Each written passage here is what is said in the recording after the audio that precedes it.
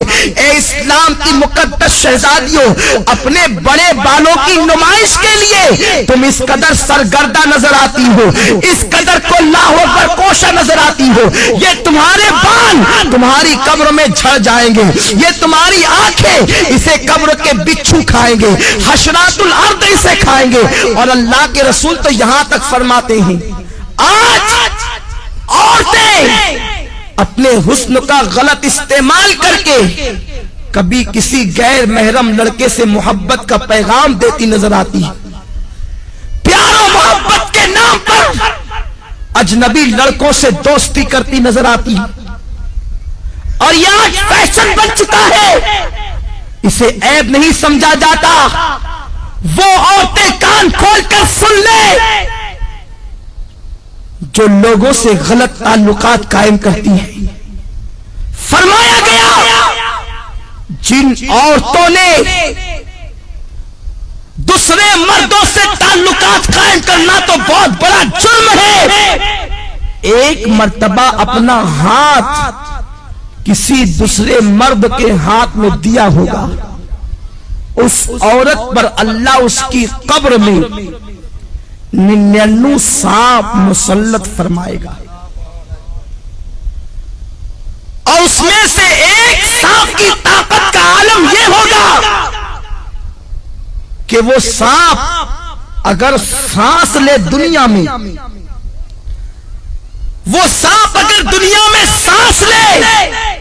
تو اس کی سانس کی گرمی سے پوری دنیا کے انسان مر جائیں، اور اگر وہ سانپ کسی پہاڑ پر اپنی دم کو مار دے تو پہاڑ ریزہ ریزہ ہو جائے، اتنا طاقتور وہ سانپ ہے۔ ایسے ایسے طاقتور 99 سانپ اس عورت پر مسلط کیے جائیں گے جس نے ایک مرتبہ اپنا ہاتھ کسی غیر مرد کے ہاتھ میں دیا ہوگا۔ آج لڑکوں سے دوستی فیشن سمجھا جا رہا ہے، بچیاں سج دھج کر اسکول اور کالج کا رخ اس لیے کرتی ہیں، الا ماشاءاللہ سب کی بات نہیں کرتا کہ لڑکے انہیں دیکھیں، ان کی طرف متوجہ ہوں۔ اللہ کے رسول صلی اللہ علیہ وسلم نے فرمایا میں نے معراج کی رات ایک منظر دیکھا کہ آگ کی کینچی سے کچھ عورتوں کی جلدیں کاٹی جا رہی ہیں، آگ کی کینچی سے ان کی جلدیں کاٹی جا رہی ہے۔ جو خواتین آپریشن کو جانتی ہے اور جن کا آپریشن کسی مقام پر یہ کہاں ہوا ہے یا انہوں نے آپریشن کی داستان کو سنا ہوگا تو انہیں معلوم ہوگا کہ جب کسی کی جلد ڈاکٹر کاٹتا ہے تو پہلے اسے بے ہوش کرتا ہے، پھر بڑی نزاکت کے ساتھ ہلکے ہلکے انداز سے کاٹتا ہے، پھر جب ہوش آتا ہے تو انسان کتنا تڑپتا ہے، کتنا بے چین ہوتا ہے، کتنا بے قرار ہوتا ہے۔ بہت احتیاط کے ساتھ اگر بے ہوش کر کے انسان کی جلد کاٹی جائے تو انسان اتنا تڑپتا ہے۔ میری بہنوں ذرا سوچو تو صحیح کہ آگ کی کینچی سے کچھ عورتوں کی جلدیں کاٹی جا رہی تھی۔ غیب دار رسول صلی اللہ علیہ وسلم نے فرمایا میں وہ منظر دیکھ کر بے قرار ہو گیا۔ میں نے پوچھا جبریل یہ کون عورتیں ہیں اور ان پر یہ عذاب کیوں ہے؟ تو جبریل نے کہا یا رسول اللہ یہ آپ کی امت کی وہ عورتیں ہیں جو اس لیے بن سنور کے گھر سے نکلتی تھی کہ مرد ان کی طرف راغب ہو اور ان کی طرف دیکھے، اس لیے انہیں اس عذاب میں مبتلا کیا گیا۔ اے اسلام کی مقدس شہزادیوں، تم مغربی تہذیب اور فیشن پر عمل کرنے کے بعد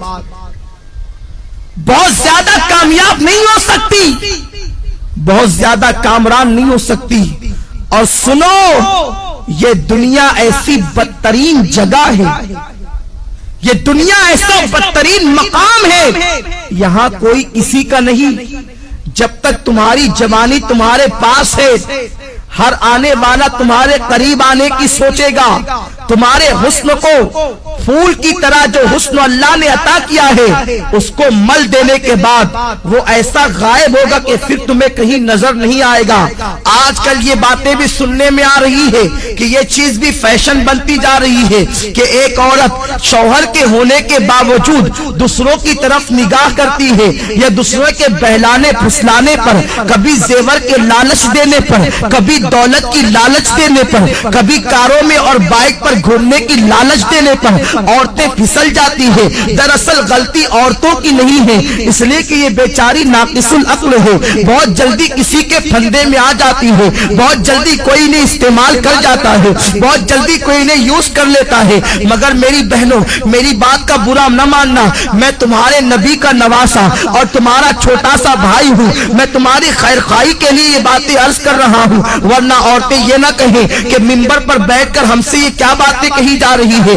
میں یہ نہیں کہتا کہ اجتماع میں آنے والی ساری عورتیں بری ہیں، میں یہ باتیں صرف اس لیے کہہ رہا ہوں کہ جو بری عورتیں ہیں تم جا کر کے ان عورتوں کو یہ باتیں بتاؤ تاکہ وہ استعمال ہونے سے بچ جائیں، تاکہ وہ غلط کاموں سے بچ جائیں۔ میری بہنوں، میں تم سے پوچھنا چاہتا ہوں، تمہارے پاس جوانی زیادہ دن تک رہنے والی نہیں ہے، 10 سے 15 سال تک تمہاری جوانی تمہارے پاس رہے گی۔ اور سنو، اللہ کے رسول صلی اللہ تعالی علیہ وسلم نے فرمایا، عورتوں کا سب سے بڑا زیور عورت کی شرم و حیا ہے۔ جو عورت جتنی باحیا ہے وہ عورت اتنی زیادہ معزز ہے، وہ عورت اتنی زیادہ مکرم ہے۔ سنو، اگر تمہارا شوہر غریب ہے، اگر تمہارا شوہر بہت زیادہ نادار و مفلس ہے، تب بھی اسی شوہر کے ساتھ وفاداری کرو، اس کے ساتھ غداری مت کرو۔ اگر کوئی انسان کتنا ہی زیور کا لالچ دے، کتنی دولت کا لالچ دے، کتنے ہی کاروں میں بائک پہ گھومنے پھرنے کا لالچ دے، کبھی کسی کی طرف نگاہ اٹھا کر نہ دیکھنا،